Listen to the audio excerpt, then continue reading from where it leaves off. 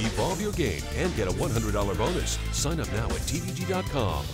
We would like to welcome in John Avello, who's the Executive Director of the Wynn Race and Sportsbook. John, thank you so much for being up with us today. How are you doing? Good, Brittany. Thanks for asking.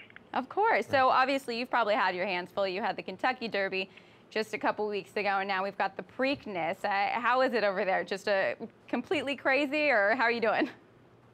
Well, you know, last weekend was, I guess, chandelier hanging room only because there wasn't a spot to be had when the race went off. This weekend is back to normal, but I believe next weekend's going to be more than just a normal race day. Looking forward to another big crowd.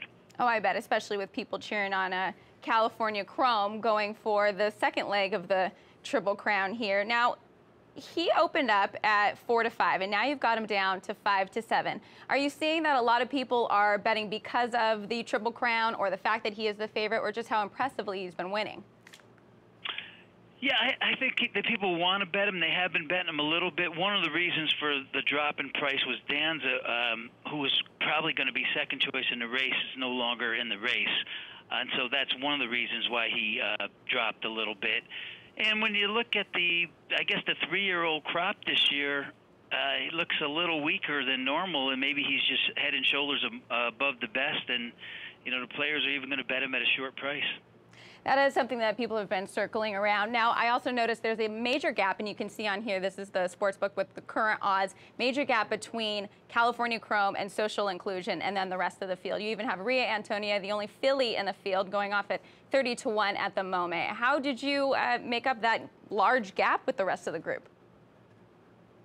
Well, when you do your odds, of course, you know you have to have a hold percentage. This hold comes to about 17%.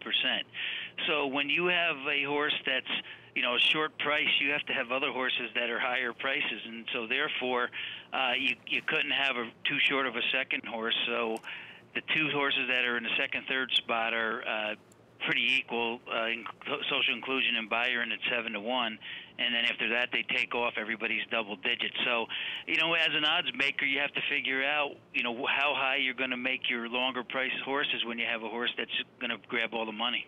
Of course. Well, thank you so much, John, for being with us, and I'm sure we'll touch base with you again as it gets closer to the Preakness. Have a good one. Okay. Thanks for having me on, guys. Have a great day.